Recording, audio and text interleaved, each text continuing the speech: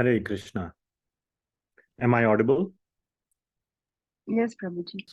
All Hare right. Krishna. Thanks. Yes, great. Thank you all for joining.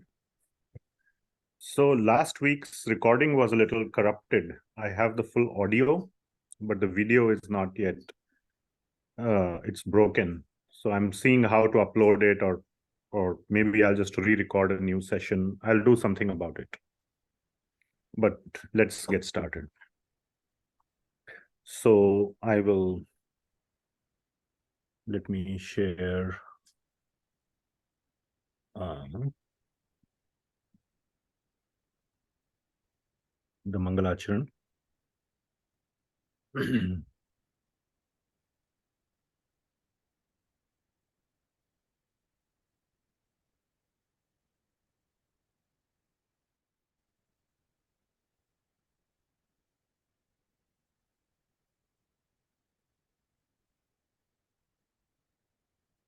Om Ajnanatimirandhasya Jnananjanashalakaya Chakshurunmilitam Yena Tasmai Shri Gurave Namaha Shri Chaitanya Manobhishtam Apitam Yena Bhutale Soyam Rupa Kadamahyam Bhati Swapadantikam Vandeham Shri Guru Shri Yutah Padakamalam Shri Gurun Vaishnavanscha Shri Rupam Sagrajatam Sahagana Raghunathanvitam Tam Sajivam Sadvaitam Savadhutam Parijana Sahitam Krishna Chaitanya Devam Shri Radha Krishna Padan Sahagana Lalita Shri Vishakhan Vitamscha Nama Om Vishnu Padaya Krishna Bhutale Srimati Bhakti Vedanta Swami Niti Namine Namaste Saraswati Devi Gauravani Pracharine Nirvishesha Shunyavadi Paschatya Desha Tarine हे कृष्ण करुणा सिंधु दीनबंधु जगतपते गोपेश गोपिका कांता राधा कांत नमोस्तुते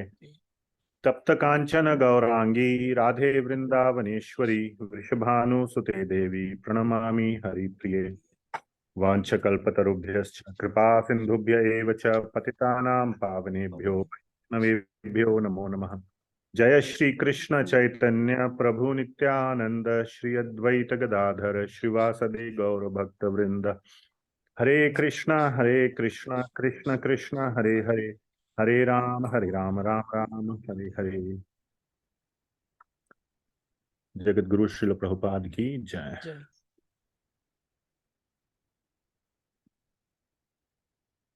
Okay, I will share my screen again. Krishna, Krishna, Hare Krishna. Are you seeing the PowerPoint? Yes? Yes. Great, thanks.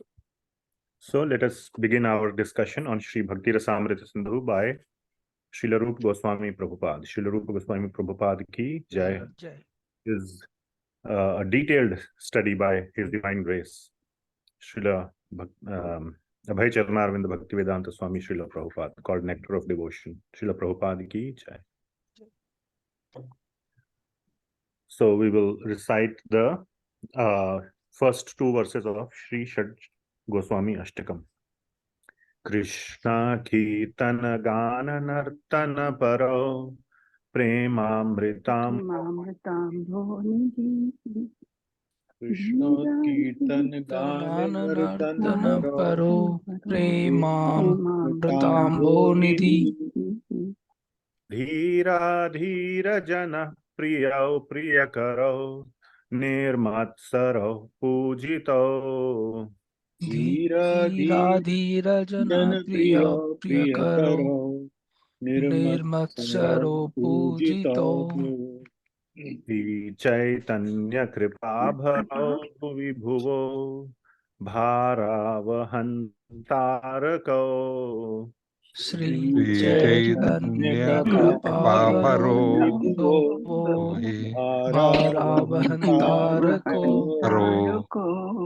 Rupa Sanatano Raghujugo Shri Jiva Gopalako Vande Rupa Sanatana Raghujugo Shri Jiva Gopalako Nana Shastra Vicharanayika Nipuno Saddharma Samsthapako Nana Shastra Vicharana Nipuno Sadharma Saddharma Samsthapako Lokanam Hitakarino Tribhuvane Manyo Sharanyakaro Lokanam Hitau Karino Bhuvane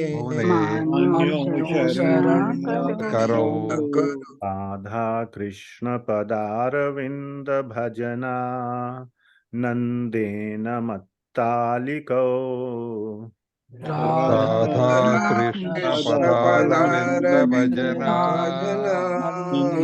Nandena Mataliko Rupa Sanatana Raghujugo Shri Jiva Gopalako Vande Rupa Sanatana Raghuyugo Jiva Gopalako. Thank you. Someday we will sing all the 8 stanzas. Memorization verses. Okay. So again, please repeat. If possible, you can unmute and repeat. Anyabhilashita shunyam Anyabhilashita Jnana karmadhyanavritam Jnana Karmadi Anavritam Pulyena Krishnanu Anukulyena Krishnanu Bhaktiruttama Bhaktiruttama Sarvopadhi nirmuktam Sarvopadi Nirmuktam Tatparatvena nirmalam Tatparatyena Nirmalam Ikena Rishikesha Rishikena Rishikesha Tiruchyate Param Bhakti Uchyate Sri Krishna Namadi Atha Krishna Namadi Grahyamindriyai Graham Indriyai Bhadav Sevono Swayam eva suratyadaha Swayam eva Suratyada Anasaktasya Vishayan Anasakta Vishayan Upayunjataha Yathartham Upayunjitaha Krishna Sambandhe Nirbandha Krishna Sambandhe Tam Vairagyamuchyate. Yuktam Vairagyamichyate. Okay. So we will go to where we start here. So as I was sharing before, last week's recording is a little corrupted. The audio I still have. So I'll see if I can upload a corrected version or something to do with that. But anyway, so just a disclaimer that's why I have not uploaded. Let us recite this verse. It's not a memorization verse, but very important. The 6 characteristics of bhakti. Kleshagni shubhada moksha Kleshagni subhada moksha Sudurlabha Sudurlabha Sandrananda viśeṣātmā Atmananda viśeṣātmā Sri Krsnakarsini ca sa. Sri Krsnakarsini. Okay, so today we are going to cover the last 2 characteristics. Probably you're not sharing that recording, your screen. Oh my God, I'm not sharing. No, so far you're sharing, but this last verse, it was not displayed. Oh, okay. Thank you for reminding. Please remind me next. I mean, anytime, don't hesitate to remind me. Okay. Thank you, Prabhuji.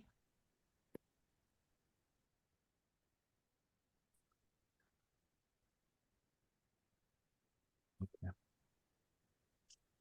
So today we are going to discuss the last 2 characteristics of bhakti. Very, very beautiful. But these occur at the very last stage of bhakti, which is Prema Bhakti. That is sandrananda, viśeṣātmā, and Sri Krsnakarsini. So, of course, I have no qualification to talk about all this because there is absolutely zero experience of this. So I am sharing with you what I have just theoretically understood. But it is very, very pleasing to the heart. It is very relishing, very relishable. It's very, very relishable. I hope in some lifetime I can get to actually taste that fruit. But the description of the fruit is very beautiful, very sweet. So at least if you are at where I am, just relish the description. You know, it's like a advertisement, you know. This honey is very sweet and it will have all these benefits. I don't have the money to buy it, but hopefully one day we can buy it and taste the sweetness. So just consider it like a, for me, I am considering it like a theoretical understanding. So I invite you to take it.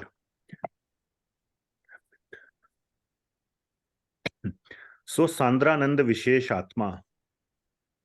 So this is the fifth characteristic. So far we have covered 4 characteristics.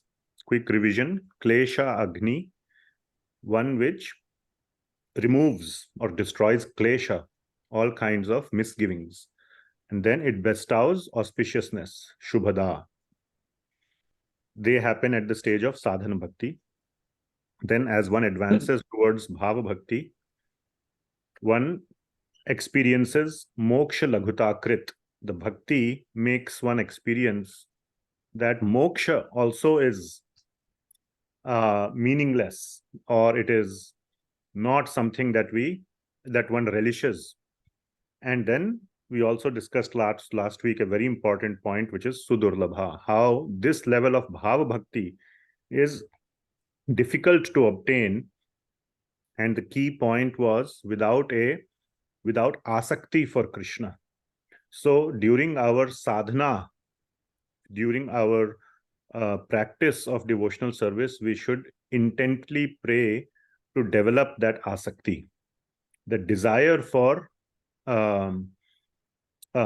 attraction to Krishna, to Krishna Katha, etc. That sincere desire should be there. That is something we can pray for. Till that happens, bhava bhakti stage will remain elusive. It won't. We will not attain that, or we will not break that barrier. Then once one is at the stage of bhava bhakti and is progressing towards Prema Bhakti, or has attained Prema Bhakti, then one experiences an even deeper level of happiness, that is sandrananda viśeṣātmā. It's a vishesh, it's a special kind of ananda, a special kind of happiness. And Sri Krsnakarsini. And we will discuss these 2 points today. So what is sandrananda viśeṣātmā? Special kind of happiness. What is that happiness? So Srila Prabhupada has given in Nectar of Devotion the title of the happiness of becoming one with the Supreme. So I just wanted to mention its NOD title, because this can give some wrong impression to become one or to become God. That's not what Srila Prabhupada intended by any means. It's the happiness of becoming one, like union, when, let's say, husband and wife meet after a, 6 months, let's say there's, army, so many wars are going on, and then when he comes back, so just that feeling of just hugging first time after such a long separation, there is that happiness that is, like, you can say, becoming one with the Supreme. And it gives incalculable, unimaginable happiness. So again, this is theoretical. Okay, so these are just words: incalculable, unimaginable, but we'll get some more understanding of it. Please try to relish as much as possible.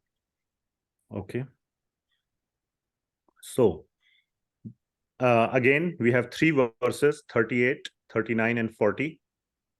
And for the next one also, same thing, three verses, 13 or 41, 42, 43. First one is by Rupa Goswami in both these sets. And the next two will be evidences from Shastra, Shastric evidence, okay? So this first verse is number 38, where Sri Rupa Goswami is describing the happiness, the joy, the bliss. Words fall short at this point, but we are using all the words from the dictionary to describe the happiness of that Srimati Bhakti Devi brings in the life of a devotee. The presence of Bhakti Devi. Again, please remember, these are the 6 characteristics of Bhakti Devi, what she brings. So don't have to repeat. I will just recite the verse and then we will go into some points. Okay. Brahmanando bhavedesha chet pararadha guni kritaha naiti bhakti sukham bodhe paramanu tulamapi. So the translation is, would somebody on Zoom like to read the translation nicely and loudly? Let's see. Ainesa Mataji, can you unmute and read? Bhakti is composed of a special condensed bliss. The bliss of Brahman realization accumulated by samadhi lasting half a lifetime of Brahma cannot be compared to even an atomic fraction of the ocean of happiness of Bhakti. Thank you so much. So let us see this. So what it is saying is that two things are being compared. And you can see the word here, tulam.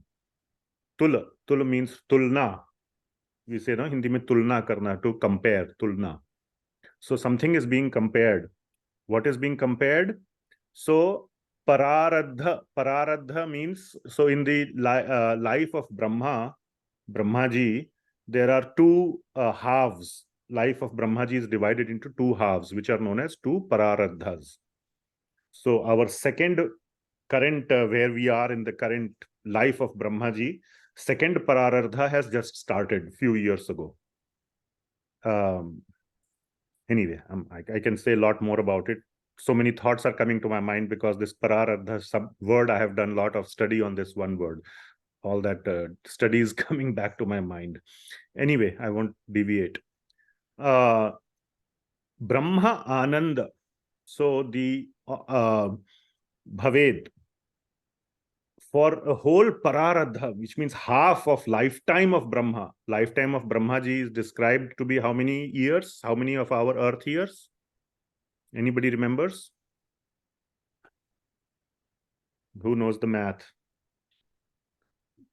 Huh?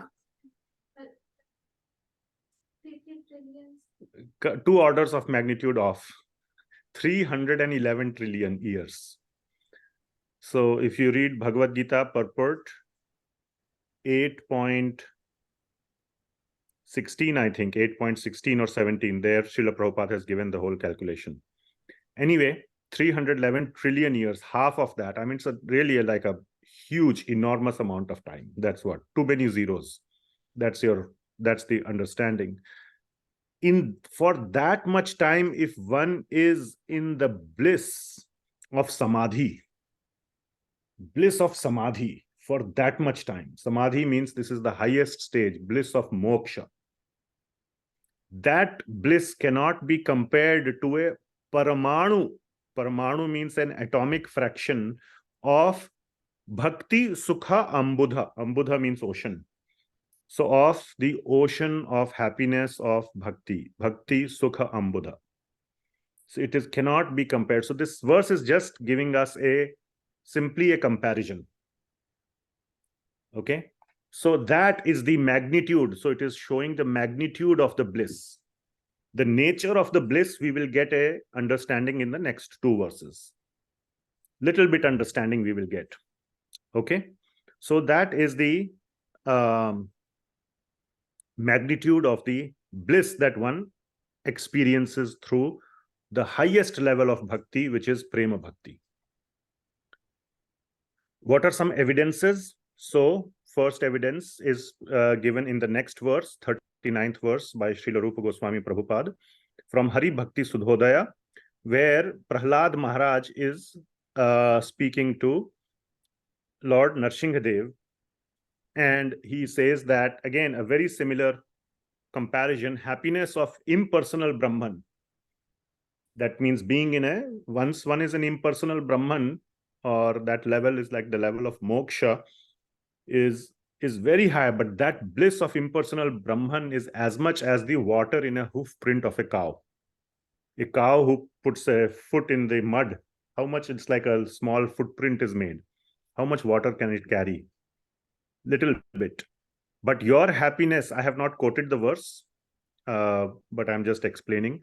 Happiness in your bhakti is like an ocean. So again, just a comparison is given. Okay. And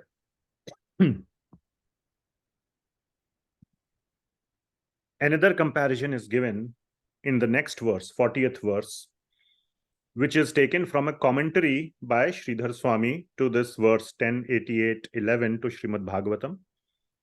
There, Sridhar Swami says in his commentary that the bliss in dharma, artha, kama, moksha, including then moksha is the most important point here, is as significant as a blade of grass for those who enjoy the great ocean of bliss from your katha, from your topics. And Sri Jiva Goswami, that's what this SJG stands for, in the commentary says that not only Srimad Bhagavatam quotes are important, but one who has fully understood Srimad Bhagavatam, his personal quotation is also important. Sridhar Swami is the most authorized commentator on Srimad Bhagavatam. Even Chaitanya Mahaprabhu accepted him as his guru and Jagat Guru. Said that his commentary is the most authentic, most well-authorized commentary on Srimad Bhagavatam, and his personal words are noted in the 40th verse, and this is sort of the English summary of it, that the bliss in dharma, artha, kama, moksha is like a blade of grass. So his direct commentary also is a important evidence which must be included. Jiva Goswami directly writes this statement. Now here in the next verse, which is quoted by Sri Jiva Goswami in the commentary, this is from Srimad Bhagavatam, gives a slight sense of the bliss that one experiences at the highest level, at the level of Prema Bhakti. So here we get some tiny amount of understanding. At least that's my case. You might have got more understanding, and we can discuss that a little bit later if you would like to share. So, were we going to sing this? So this is a very nice verse, very famous verse from the 3rd canto, 14th chapter, 15th chapter, I'm sorry, and 43rd verse. So are you going to, and this is in the Vasanta Tilakam meter, which is the same as Brahma Samhita. So let us try to sing via lead follow. My wife will lead.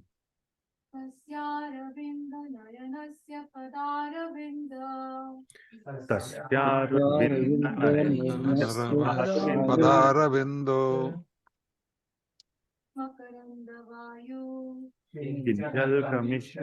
Jalukamisya tulasi makarandavayu.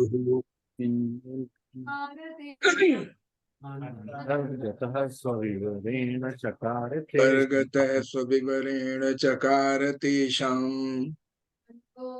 Sankhobhamakshara jusham Apichitanto.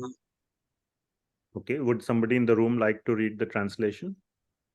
Go ahead. When the breeze carried the aroma Very loud. of tulsi leaves from the toes below the feet of the personality of Godhead entered the nostrils of those sages, they experienced a change both in body and in mind, even though they were attached to the impersonal Brahman understanding. So this verse is a very famous verse, and it is describing the situation of the 4 Kumaras. They were the sons of Lord Brahma, and they were fully self-realized even at the toddler age.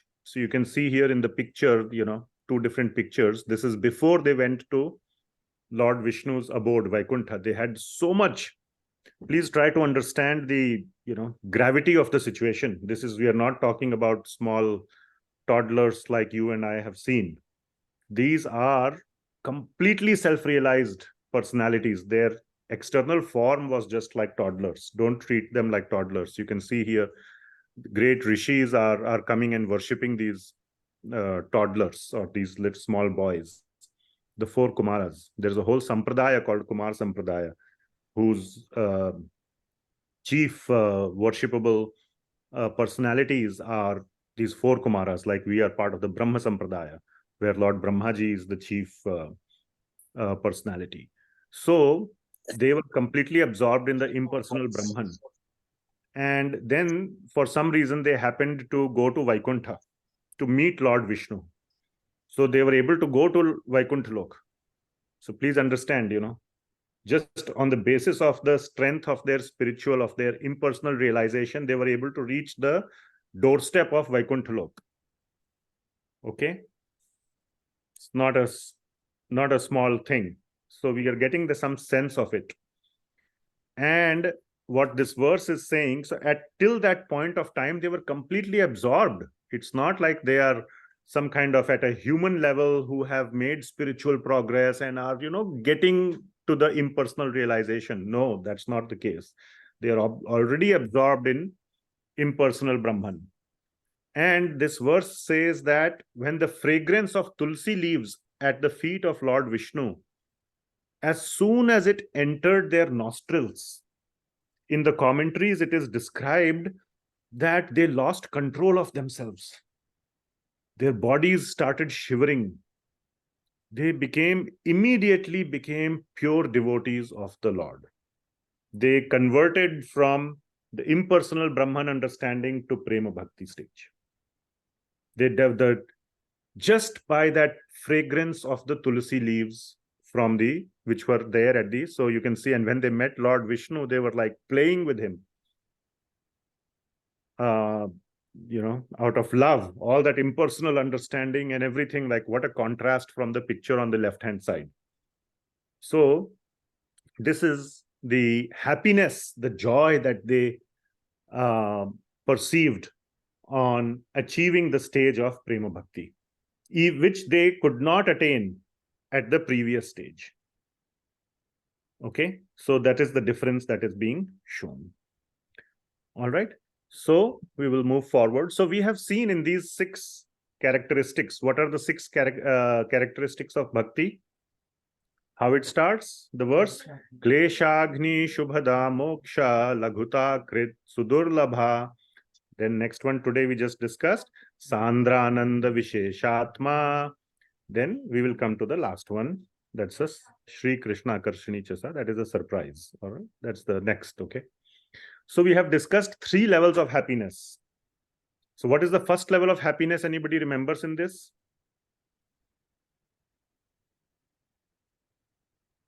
Kleshagni, is there happiness in there? Yes, Shubhada, very nice.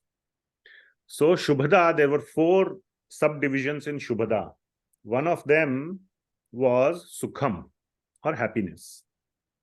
But that happiness one gets even at the stage of sadhan bhakti. As soon as one begins sadhan bhakti, one gets this sukha, this happiness, which is higher than the happiness that can be purchased by sense gratification. Sense gratification you can purchase, right? You can go in the market and purchase whatever objects of gratification that your senses need. You purchase it, you will get temporary happiness. And the happiness from sadhan bhakti, just beginning sadhan bhakti, is higher than that happiness. So that's first stage of happiness. Then we also discussed next level, moksha laghutakrit, which even makes moksha, that it provides happiness which makes moksha look small. Isn't it? So it is higher than moksha at the stage of bhava bhakti. Now the question comes, what is left? What happiness is this? Chalo, moksha is done. Now what can it be? Any thoughts? Sense gratification, happiness, we all are familiar with. Every living entity gets some sense gratification, correct? Even a small bird or a small cat and dog also gets some sense gratification. So we all understand that. So something higher we understand, something to compare. Second level is, okay, moksha. Oh, nice, happiness. I'll be happy. Then one can think that, okay, it is something higher than that. What is the happiness in Prema Bhakti? What is it higher than? Yes, Prabhuji. Cannot be described. Okay. Okay. Perhaps maybe that is true. So, yes, Ramakant Prabhu. I say that it cannot be described, it can only be achieved. Felt. Okay. All right. That will be the feeling. Sandrātma, viśeṣātmā. Okay. So in one of the commentaries, anybody else, by the way? Was anybody? Nothing left to desire in that. Huh? Nothing left to desire, only But devotion. moksha is also transcendental happiness. Yes. What can we say instead of question mark? Higher than what? Even higher than the happiness Higher than received, finding Krishna even himself. fraction of atom. Okay. Shamlila Mataji, go ahead. Higher than devotional service to Krishna. But this is bhakti. No, how can bhakti be higher than bhakti? Like pure, without any... Okay. Ananya Mataji?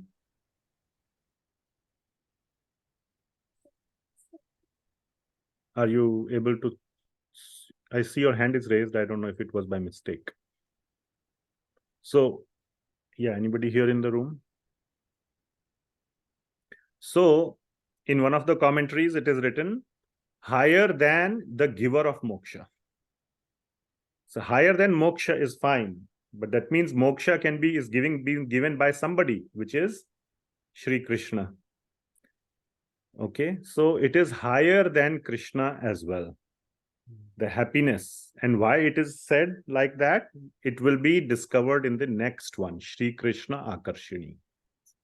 Okay. So, just 2 points, that happiness in Krishna Katha attracts even Krishna. So, a Prema Bhakta will be, now, yes, we are all attracted to Krishna Katha, but this attraction is that of a Prema Bhakta attraction. So, that the happiness that one gets in that absorption in Krishna Katha attracts even Krishna. And whenever Krishna Katha occurs through the mouth of a pure topmost Prema Bhakta devotee, not like we are having here, I'm not, then Lord Krishna and his associates are always present. So that is the understanding. So let us see. So the next one gives the understanding, Sri Krsnakarsini. So this will be a slightly more detailed discussion than the previous one. So again, 3 verses, 41, 42, and 43. And the first one is by Srila Rupa Goswami. The next 2 are evidences, and this time directly from Srimad Bhagavatam. So let us see some points here, that Krishna Bhakti or Bhakti Devi at the topmost, at the Prema Bhakti level, attracts Lord Sri Krishna. That is Sri Krsnakarsini. Akarshana means to attract.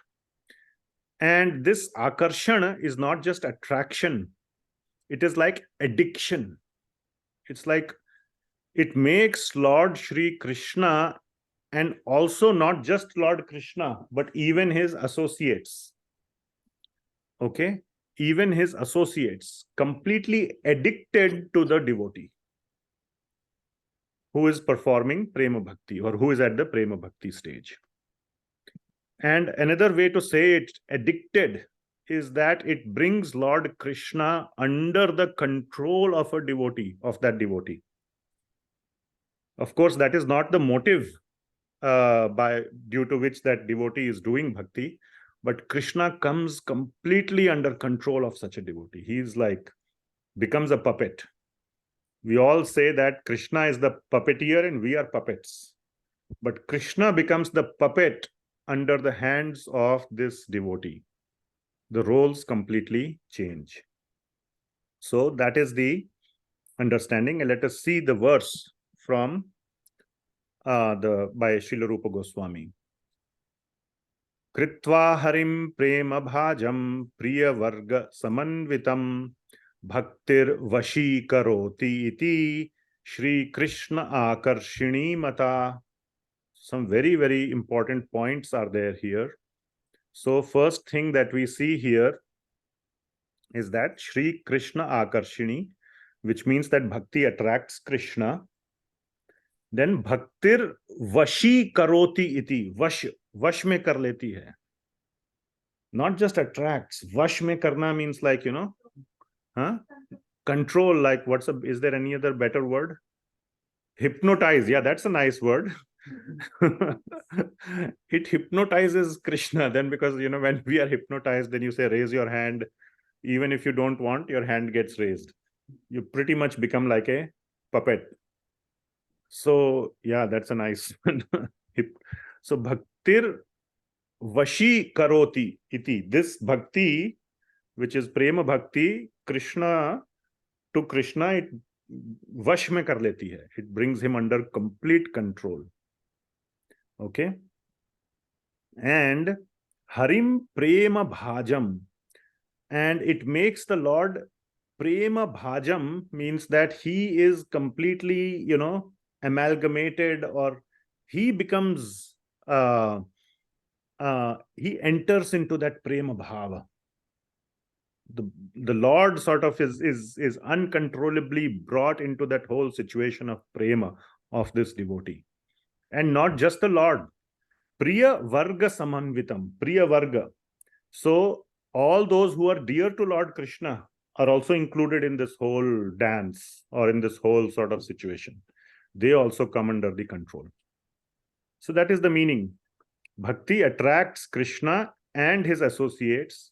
Bhakti is called Sri Krsnakarsini because it makes the Lord addicted to prema in his devotees and brings him under their control along with his associates. So that should be understood. Okay. So now two evidences from Srimad Bhagavatam will be given. Now these may sound straightforward, but our acharyas like Sri Jiva Goswami, Vishwanath Chakravarti Thakur, etc. bring out some very important points. So this is from 11th canto, 14th chapter, 20th verse. Na sadhayati mam yogo, na sankhya dharma uddhava, na swadhyayas tapastyago, yatha bhaktir mama urjita. So the translation would, let's see. Makarand Prabhu, please read. My dear Uddhav, the unalloyed devotional service rendered to me by my devotees brings me under their control. I cannot be thus controlled by those engaged in mystic yoga, Sankhya philosophy, pious work, Vedic study, austerity, or renunciation. Thank you. So here, so much of the verse is this part. Na Sankhyam Dharma Uddhava. This verse is being spoken by Krishna to Uddhava. So my dear Uddhava, not by Sankhya, Dharma, etc. Swadhyaya, Tapas, Tyaga, Yatha Bhaktir. Yatha Bhaktir means this kind of bhakti, Mama Urjita. I cannot be. So this is an important point. Yatha Bhakti. What kind of bhakti? Na Sadhayati Mam. So please try to understand this. Jiva Goswami gives a very clear understanding of this point. This is this bhakti by which na sadhayati mam. Sadhayati means I am the sadhya. Okay. So what point are we discussing here? Which one are we discussing? Anybody remembers? Sri Krsnakarsini is what we are discussing. That means Krishna is getting attracted. So out of bhakti, what is the sadhya? Remember last week we had the discussion of sadhan, sadhak, sadhan and sadhya. So what is sadhya here? Krishna. Krishna prema, but here we can say Krishna is the sadhya. Okay. So na sadhayati mam. That means I am the sadhya. Krishna is saying, I am the one to be attained and I cannot be attained, which means I cannot be this sadhya bhakti. What is being pointed here is bhakti, that kind of bhakti which brings Krishna under one's control. So it is sadhya bhakti, it is not sadhan bhakti. By sadhan bhakti, you can get kleshagni and shubhada. But by sadhya bhakti, you can get sadhayati mam. Then Krishna will remove the word na. Krishna will say sadhayati mam. Okay, you can control me. I am in your control. Sadhayati. The sadhya has been obtained by you. So this sadhayati word is very important. So this verse, though if you just read it like that, it may seem like, okay, I am not attainable by, all these processes. But when we focus on the word sadhayati mam, na sadhayati mam, which means I cannot be brought under control. That's why I've made these red colored words. I cannot be controlled or cannot be thus controlled. So this verse is clearly referring to the topmost level of bhakti, which is sadhya bhakti, which is at the bhakti at the level of prema. So this is an evidence from Srimad Bhagavatam. Another very strong evidence, very, very strong evidence from Srimad Bhagavatam, from the 7th canto, 10th chapter. This is after the pastime of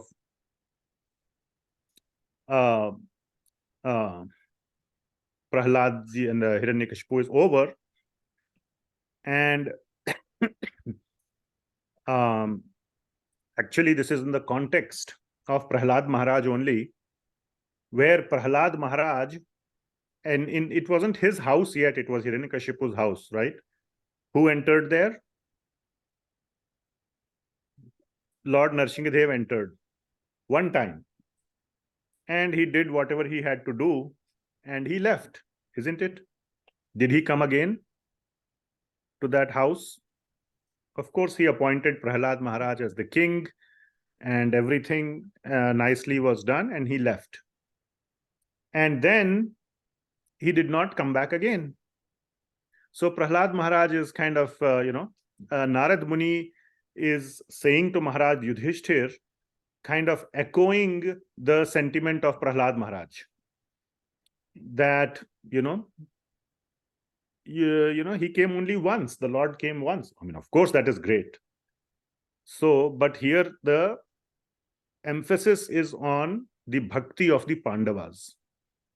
So, in this verse, it is said, Narad Muni is saying to Maharaj Yudhishthir that, my dear Maharaj Yudhishthir, all of you, which is the Pandavas, are extremely fortunate, for the Supreme Personality of Godhead, Sri Krishna, lives in your palace just like a human being.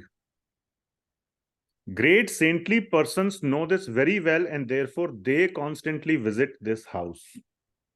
So 2 points, actually several points are being made. So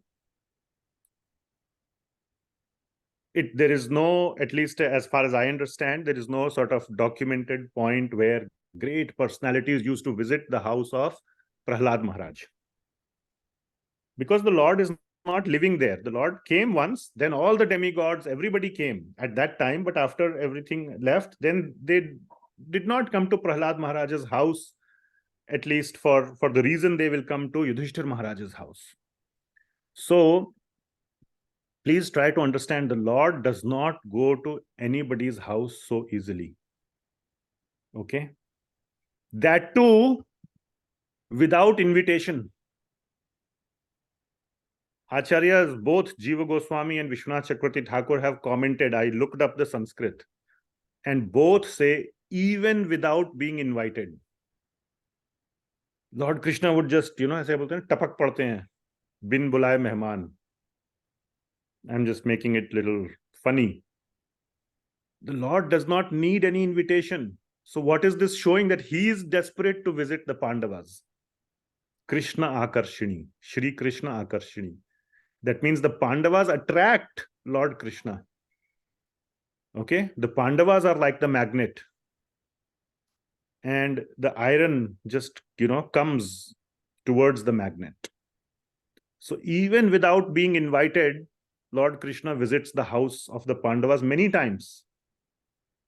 And not only visits, doesn't leave after visiting, stays there for months. And not only stays there, wants to stay there. Okay, if, so that you don't tell me to go, I will do seva of you. So seva, then you will say, okay, guest, you can stay. Chalo bhai, kuch kaam to kar raha hai. I'm just making it funny, okay? But even serve the Pandavas. Can you please try to realize? And Prahlad Maharaj is saying, all this never happened to me. So who is a greater devotee? Pandavas are so much greater. Narad Muni is also saying that you are such great devotees that the Lord would be desperate to come to your house without even being invited. Once he arrives, he would not want to leave. And while he is there, he is even serving you. This is Sri Krsnakarsini. And not only that, devotees used to visit the house to see Lord Krishna. So they not only attract Krishna, these pure devotees attract other devotees also. Okay?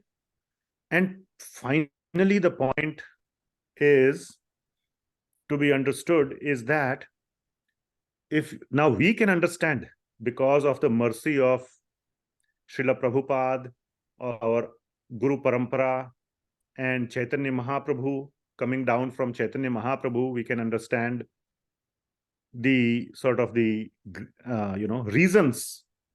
But before Chaitanya Mahaprabhu, or without being completely, like I would say,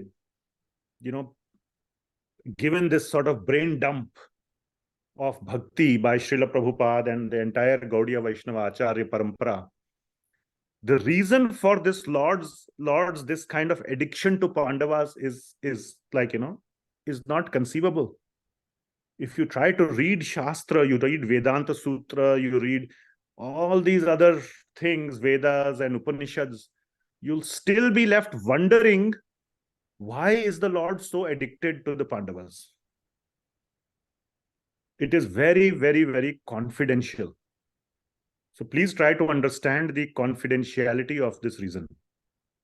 We think it is like, dime a dozen. Oh yeah, we understand, topmost devotees. And that is only because of the mercy of Chaitanya Mahaprabhu and the entire lineage under him that we are able to understand. But by reading all the Vedic texts, it's not easy to understand. So it's a very, very confidential reason. And this is Sri Krsnakarsini. Okay, so this is the last verse of this section, Sri Krsnakarsini. And very nicely, this example is very beautiful. Acharya's commentaries have made it even more obvious, and hopefully I have conveyed some fraction of it. Okay. So Pandava's Prema Bhakti attracted both the Lord and his devotees. So that is Sri Krsnakarsini. Is that somewhat clear? Little bit. So some more points. I made some notes out of all the readings from various commentaries and various places. So I'll just share whatever notes I have made, some main points. Okay. So Lord Krishna attracts the whole world, isn't it? Even Cupid. We are all attracted by Cupid. Millions and trillions of Cupids are, less, or Krishna is more attractive than trillions of Cupids. So Krishna is attractive, correct? But what attracts that person who is so attractive is Prema Bhakti. So Prema Bhakti attracts that person So this is, I think, a very nice way to say it, is so much, or that person who attracts the whole universe is attracted by Prema Bhakti. Another point, Sri Krsnakarsini. Here, Shri, I forget who says this, among which commentator, refers to Srimati Radharani. Shri is the Hladini potency. When we say Shriman Narayana, then Shri refers to Mother Lakshmi. Shri Krishna means Shri refers to the Hladini potency, which is Srimati Radharani. So not only Kṛṣṇākarṣiṇī, so there's like a, another meaning is given, Śrī Akarshini or Sri Krsnakarsini. So both Shri and Krishna are attracted.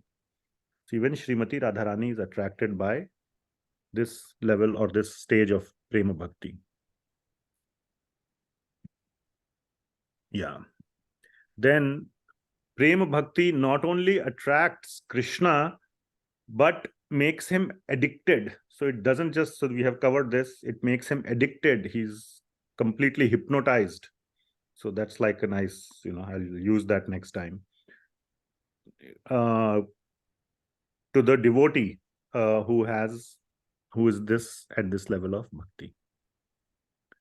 And our acharyas also comment, this bhakti is tivra bhakti. It's intense.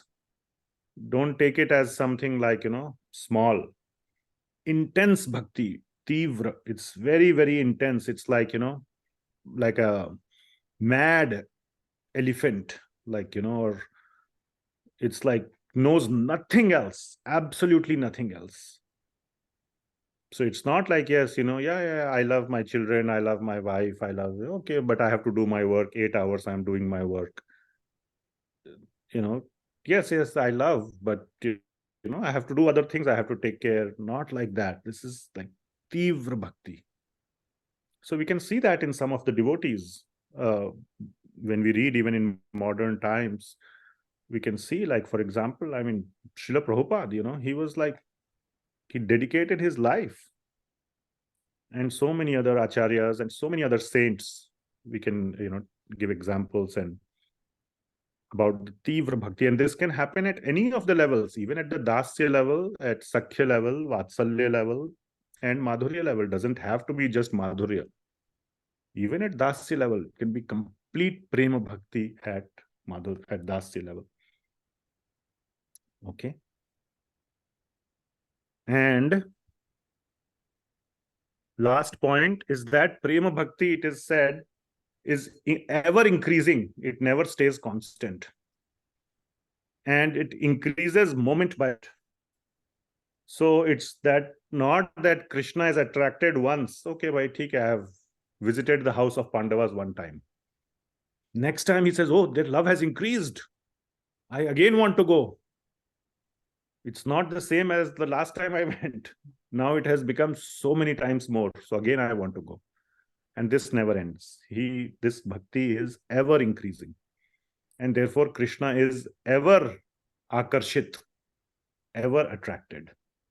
That attraction never goes away because the prema bhakti is ever increasing. So again, this is all what our acharyas have commented. Okay. So that is the end of Sri Krsnakarsini topic. So we covered Sandrananda viśeṣātmā and Sri Krsnakarsini. So now last 4 verses, conclusion. Some very, very important points will be brought out in these 3 verses, 44, 45, and 46. And that will be the end of Samanya Bhakti, which is the first wave. Pratham Lahari, within what? Pratham Lahari within, anybody remembers? Pratham Lahari within? Eastern wave. Eastern wave? Nahin, wave to ho gaya. Lahari is wave. Ocean. Nahin, ocean is only one. Eastern division. Division. So we have 4 divisions, and each division has multiple waves. Okay, just a terminology quiz. Not important, but terminology. So, Vibhaga or division. So, we are still in the Eastern division, and that's all we will cover in our Bhakti Shastri. But within that, first wave will be over. Pratham Lahari. So, let's see. So, in the first verse, 44th verse, Srila Rupa Goswami gives an introduction to the next three waves. What are the next three waves going to be? Sadhan Bhakti, first one, or rather the second one, first one afterwards, that's what. Bhava Bhakti will be the next one, and Prema Bhakti. So we will go into the details of Sadhan Bhakti, Bhava Bhakti, and Prema Bhakti. Now, Sadhan Bhakti is going to be the bulk of it, because Sri Rupa Goswami has written this literature for people like us. Not for Bhava Bhaktas or not for those who have perfected their Sadhan Bhakti. They don't probably even need such a literature. So, Bhava Bhakti and Prema Bhakti will be smaller sections. Bulk of it, 80% of it will be Sadhan Bhakti. So, it's very good news for us. Now we all know, we can know how to perform our sadhana. What are the means? What is sadhan? Means and instruments. The processes. So the instruments is there, the instrument is there, instrument comes with a user guide, isn't it? Though when you open the box. So the process, how to use the instrument. So all the tools and tricks of bhakti, sadhana bhakti, and how to use them, how to process, what's the process to follow. Very detailed, Sri Rupa Goswami will describe. Within that, he will describe Vaidhi Bhakti and Raganuga Bhakti. And then from there, one advances to the stage of Bhava Bhakti, and then finally to the stage of Prema Bhakti. So that is being described. And then he also describes in the 44th verse that 2 of these characteristics out of 6 apply at each level, or they get added at each level. Just like we had discussed in this here. Oops. Here. So this is described by Sri Rupa Goswami in that 44th verse, that 2, 2, 2. So 2, 4, 6. Okay.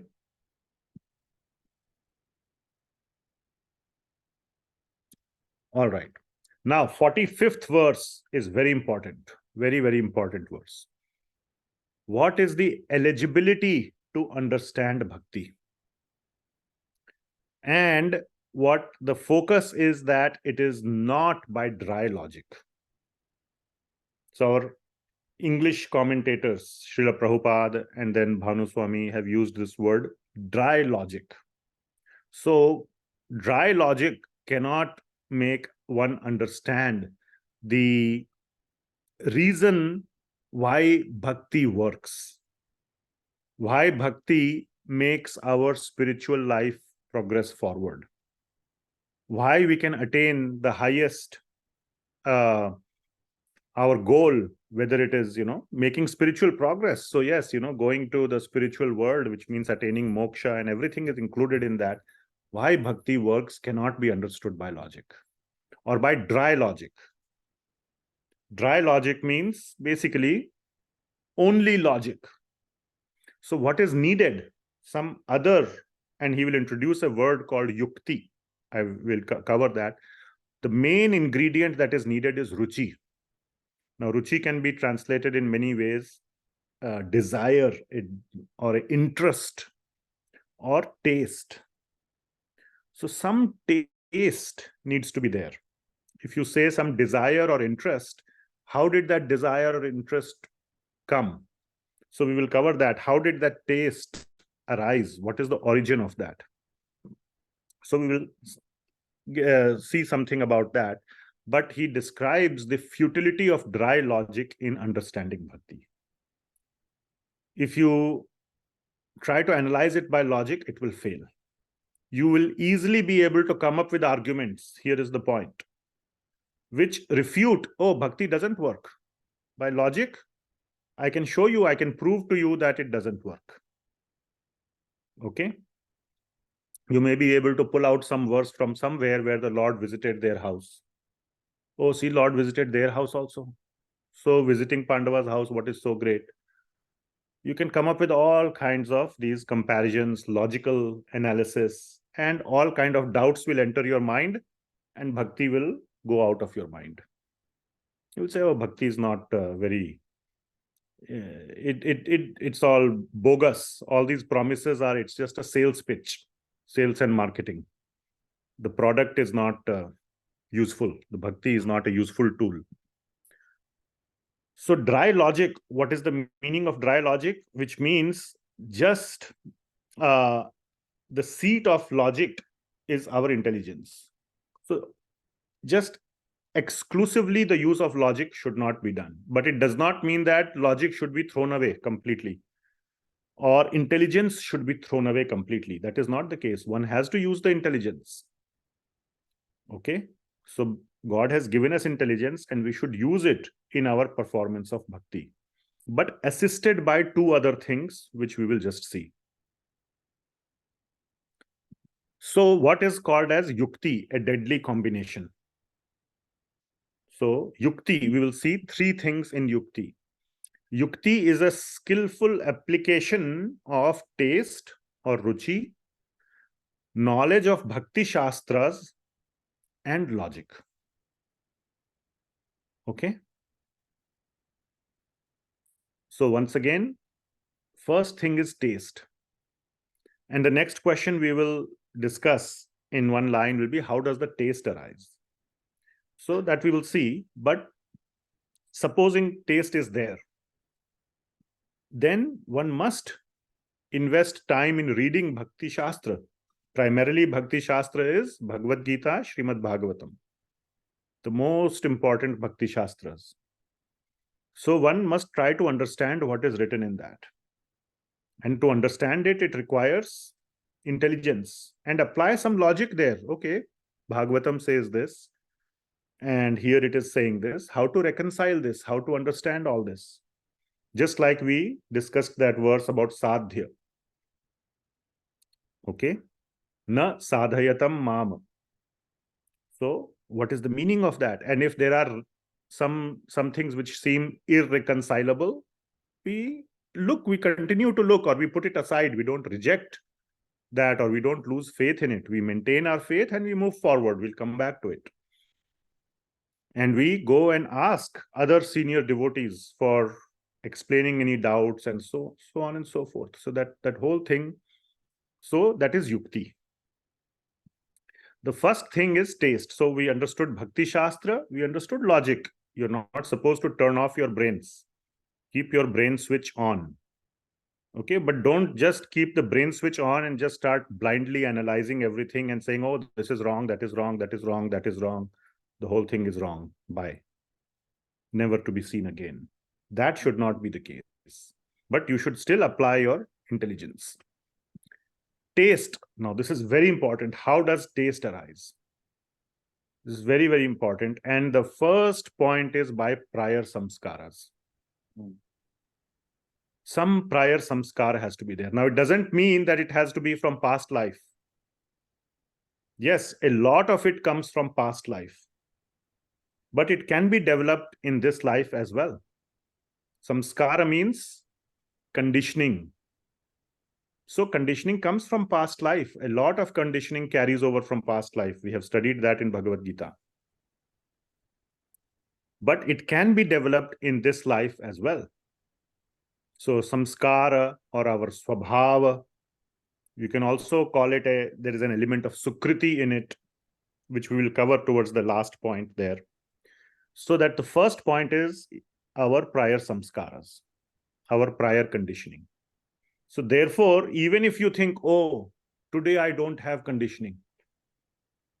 No, my prior conditioning is equal to 0. Oh, this Prabhuji or this Mataji has a lot of, the moment, within 2 weeks, they started bhakti and they are now making so much progress. They must have prior samskara from past life. I don't. It can be a what you call a debilitating or a kya bolenge? Discouraging, yes. Discouraging.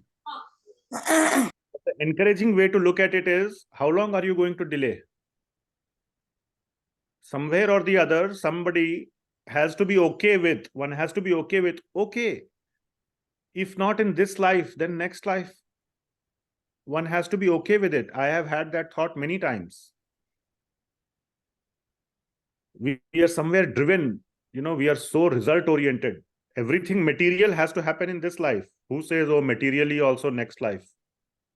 Steve Jobs doesn't build an Apple company saying next life I will make it, the best company in the world. This life I will make it the second best. Remaining I will leave it to next life. That doesn't happen in material world. So everything, we are so materially programmed that everything we want all the results in this life. But this journey is so beautiful. It spans over lifetime. So somewhere or the other, if one feels discouraged by the thought that I don't have prior samskaras, no problem. You got to start. How long will you delay? And if you start in this life, next life, human life is guaranteed, first of all. Second of all, again, I'm quoting from, or I'm speaking from Bhagavad Gita, 6th chapter. Very important 5 verses, 41 to 45. 6.41 to 45. Life-saving verses. That you will continue in next life from where you left off automatically. Automatically, you will start from there. Even without you seeking it out. So you got to start somewhere. Better start now. And if you sincerely start, the point is you will attain it, or there is a very high chance to attain it in this life. Initially, only the thought is discouraging. So please start. Whether you have prior samskaras or don't have, start seriously. Okay? And immersion in Bhagavatam and Bhagavad Gita is the best way to, and Shravanam, Kirtanam, Vishnu Smaranam, immersion in Bhagavad Gita, which is all is part of, through Bhagavad Gita, Bhagavatam, you can do Shravanam of Bhagavad Gita, you can do Kirtan of Bhagavad Gita, you can do Smaran of Bhagavad Gita. All the Bhakti Shastri students have to do a lot of Smaran. That's the tough part. Remembering all the answers, shlokas, a lot of Smaran is needed. Start. And devotees' blessings. Devotees' blessings are very, very, very, so wherever there are devotees, take their blessings. Even if you feel, अरे ये तो बेकार devotee है, even at least blessing लेने में क्या जाता है? What it, take the blessing. At worst case, what will happen? Their blessings will be will not work. It will be a placebo medicine, whatever.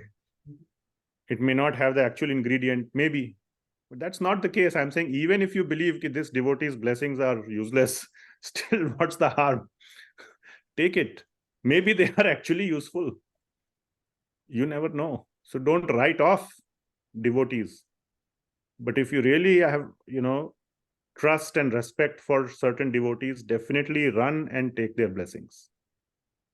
So our whatever effort we put, it gets multiplied by the blessings. So like that, taste arises. So this is the formula for developing taste. Okay. What is one verse that comes to mind with regard to developing taste? Anybody? Okay, you are okay. I would say there is a different verse. Which one? Sahat Nishchayadharyat is also nectar of instruction. Which one it is? नहीं भाई आप क्या बोल रहे हैं? स्यात् कृष्ण नाम चरितादि सिताप्य विद्या विद्योपतप्त रसनस्य नरोचिकानु किन्तु दरादनुदिनं खलु सैव जुष्टा स्वाद्विक्रमाद् भवति तद्गदमूलहन्त्री. Right? So even if in the beginning it sounds bitter, not sounds, tastes bitter, keep taking it with adar and anudinam. Daily take the medicine with the faith that it will work. Kintu adarad anudinam. Keep taking it. And then what will happen? Swadvi kramad. In time, the swad will arise. And Moola hantri, the disease will be killed, eradicated at the root. So please start. You have to start. Don't delay. And the taste will swadvi, swad. It's right there in the verse. The swad will arise. Today it feels like it is bitter. That is exactly why Śrī Rupa Goswami composed that verse. So the taste will arise. So taste is very important. And the secret to taste is given here. Okay. We don't have control over, but the other two. Yeah, exactly. And you can start building. Today's sanskaras will become tomorrow's prior sanskaras. So der kis baat ki? Am I a good salesperson? On the strength of previous acharyas. Okay. Prabhuji, one question. How you build sanskaras? By doing the next remaining two. Yeah.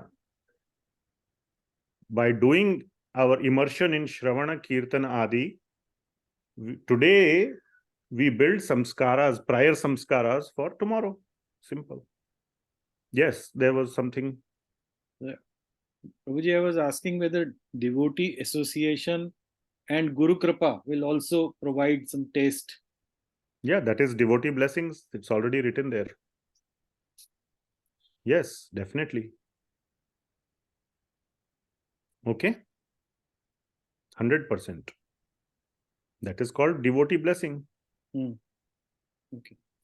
Immersion in Bhagavatam, Bhagavad Gita is in association. And Nama Sankirtan, Sankirtan. So together you can do Nama Sankirtan, you can do Nama.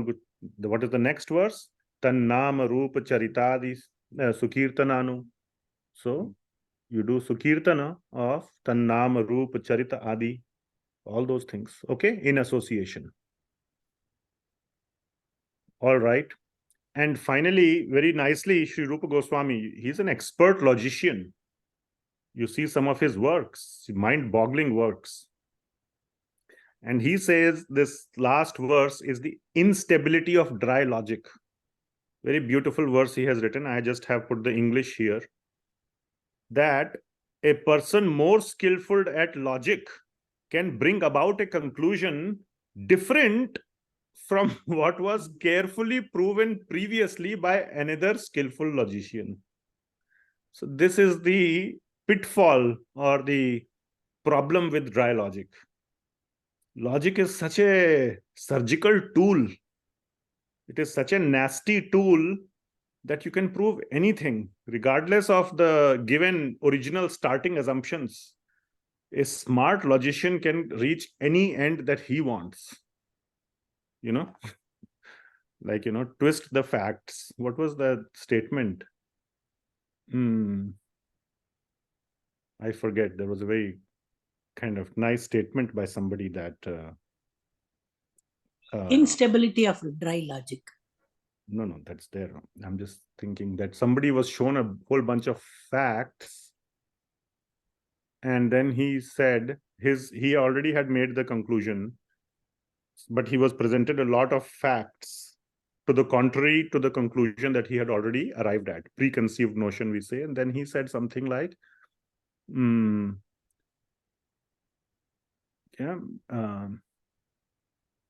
I already know the facts.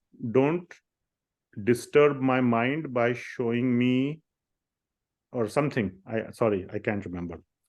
Anyway, so for somebody who knows what he wants to prove, the facts don't make any difference. He can use those facts, twist them, turn them, and come to the conclusion that he wants to arrive at. That is the problem with logic.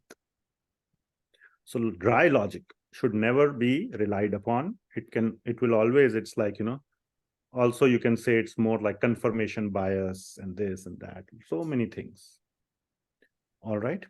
So that is the discussion. Let's see. Yeah, that is today's class is over. So any comments, questions, Anything anybody wants to bring up, please feel free to bring up.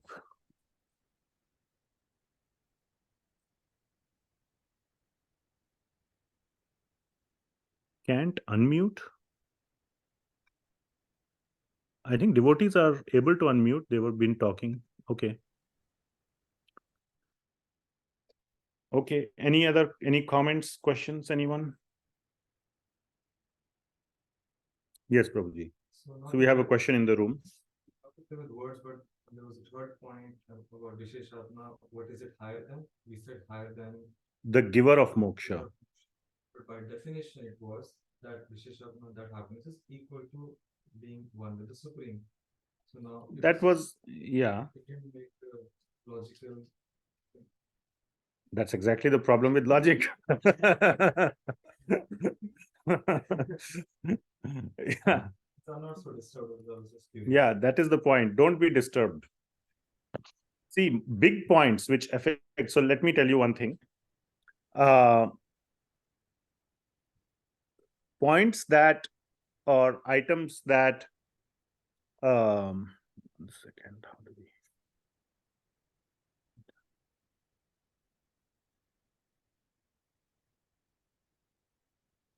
Where did the, okay. Items that affect your practice or your faith. Sambandha is faith, comes from faith, or comes like, okay, this is my sambandha, this is my relationship with Krishna. And abhideya, the process to realize, to that sambandha, to make good on that sambandha, to relish the outcome of that sambandha is called abhideya, the process. So if something is bothering you in that, either that faith that, yes, this is my position, this is the position of Bhagavan and all that, if something is shaking your faith, first thing, and the second thing is something, if there's a doubt in your process, should I do this or this? A major doubt. Then you clarify, you ask, you do whatever it takes, whatever is needed to clarify the doubt, so that you can move forward, so that your faith is either re-established or in the process is clarified whether to do X or Y, so that you can move forward with it. Okay? But anything that is very minor, or just a figment, oh, I heard this in, on this slide and this slide, our minds are like, always, trying to look for these nitty-gritties, as we say. Either to, I do that a lot in my company, it's good that we have practice in material life. We can see all the pitfalls, either to look smart. Oh, I don't have any major points to make. At least I was able to find some minor problems. Let me point it out. People will think I'm smart. To look good, to, just mental jugglery. We feel satisfied out of mental jugglery. What about this? What about that? This, to make the other person look small. See, you didn't pay attention to details. Whatever may be the case, we are so programmed to that, but those are all minor doubts. They don't create disturbance in our sambandha, and they are not affecting our practice. To let them go. That would be one understanding of this point, that don't let dry logic come in the way of your bhakti. But it also, and when we say use your intelligence, it doesn't mean that you let go of any major doubts, because someday or the other they will come back. Or any major doubts in the process. Okay? Whether I should take initiation or not. That could be a major doubt in many people's mind. Okay, you better get it resolved. Or whatever, whether I should get married to this person or that person. These are major, this person maybe, has been raised as a devotee and this and that person, may have a lot of money. So I want to, I can have a good, material, whatever maybe. Those are major decisions for your spiritual life. I'm just making it up. Okay. Again, all, Finally, everything is Krishna's plan. But you got to resolve those things. Don't put those aside. Are you following? Yes. But minor points, don't worry. Don't let your brain get clouded with all kind of nonsense. Yes, somebody was saying something on the Zoom. Example of missing tiles is very important. We always put a logic on the missing tiles. Missing tiles. Missing tiles, the building is there and a tile is missing. So Okay, we yeah. are attracted towards that missing tiles always, Yes. not the whole building, good building. Yes, we are always interested in pointing out minor faults. Yeah. Yeah, very nice. Okay, anything else?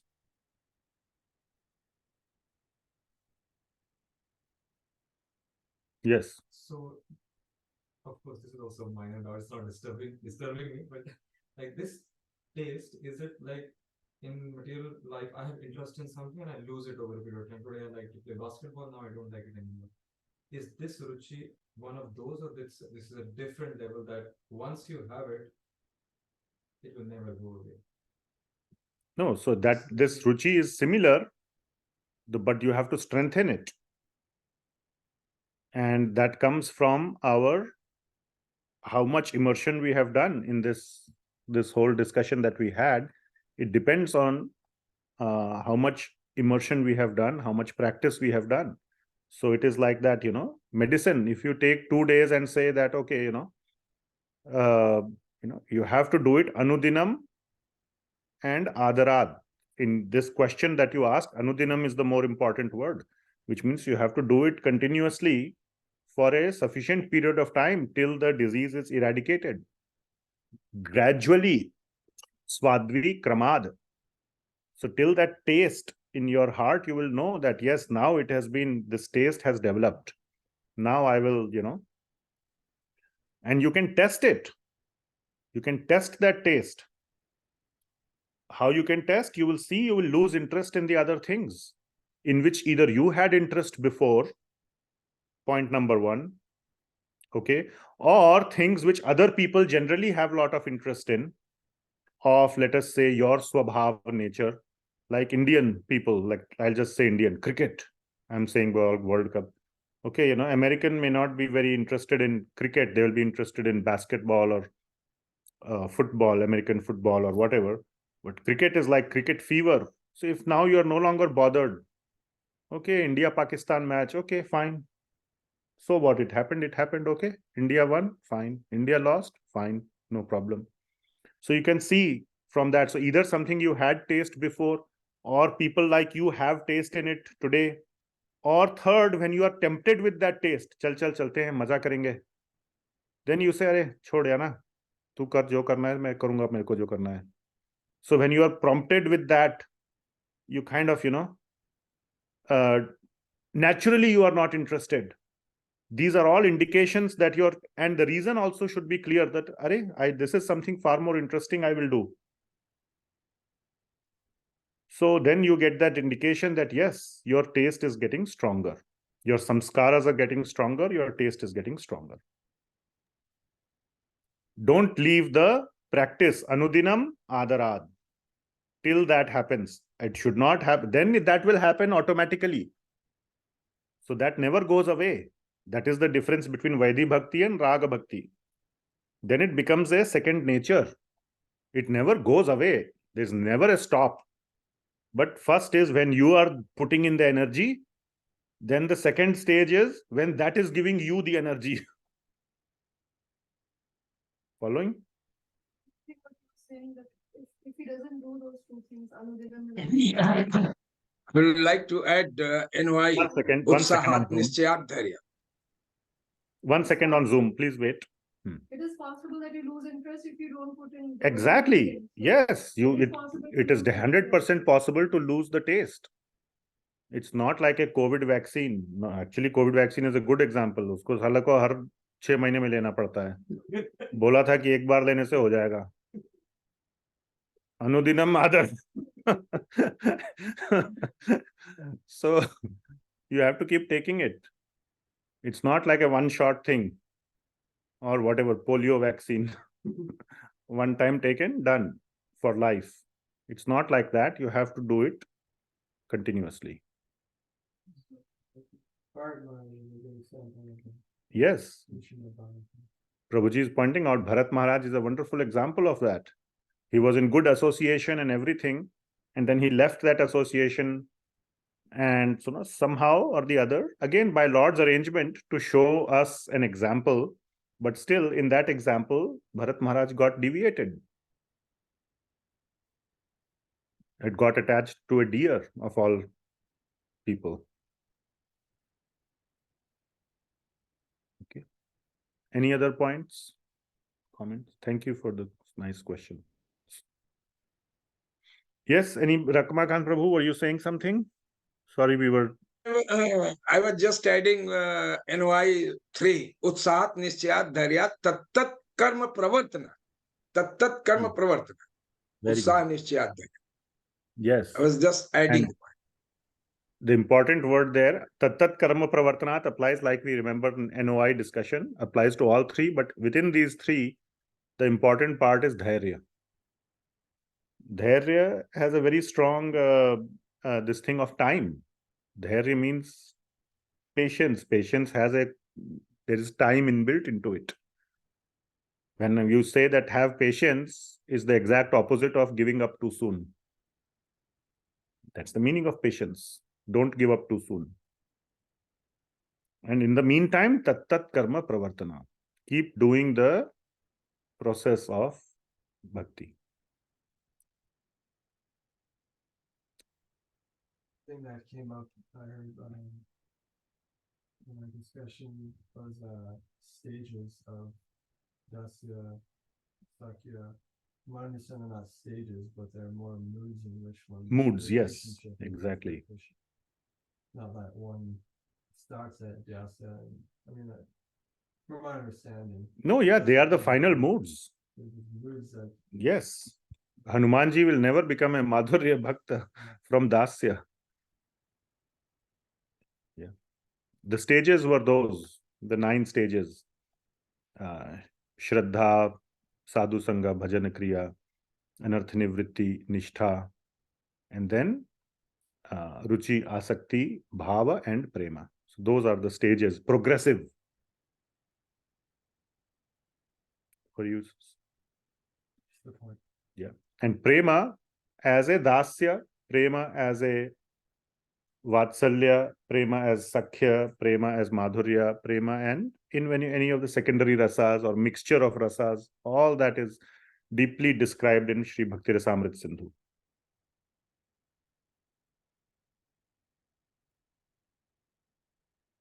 Okay, we will close it here right on 7:30. Today we are completely on time. We'll be singing the Gosvami Ashtakam, right? So maybe we can have it on the Zoom. Whoever wants to listen, they can stay otherwise. Okay, so my wife is saying we will sing the whole Śrī Gosvami Ashtakam in the room here. So if you want to continue on the Zoom and relish that, there'll be no lead follow on the Zoom. We'll just be on so you can be on a listen mode on the Zoom if you would like. Okay. And those who have other duties, other services to take care, please, you can feel free to go. So I will stop the recording here, but the Zoom session will continue for those that are interested. All right, so this concludes today's class. Next time we will start with Sadhana Bhakti, and there we will start with initially the general understanding of Sadhana Bhakti, and then we will go into the Vaidhi Bhakti specifics. How to perform Bhakti according to rules and regulations. So that's the bulk of the discussion of our Bhakti-rasāmṛta-sindhu, because that's what we need. Rules and regulations. We are right now in a confused state, so we need rules and regulations. Just like this little boy needs rules and regulations. Otherwise, things could go in undesired direction. All right. Srila Rupa Goswami Prabhupada ki jai. Jagat Guru Srila Prabhupada ki jai. Hare Krishna. Thank you. Hare Krishna. Thank you. Thank you, Prabhuji. Thank you, Mataji. Hare Krishna. Hare Krishna. Thank you. Thank you so much. Hare Krishna. Thank you, Prabhuji. Thank you. Hare Thank you, Krishna. Prabhuji. Thank you, Prabhuji. Hare Krishna.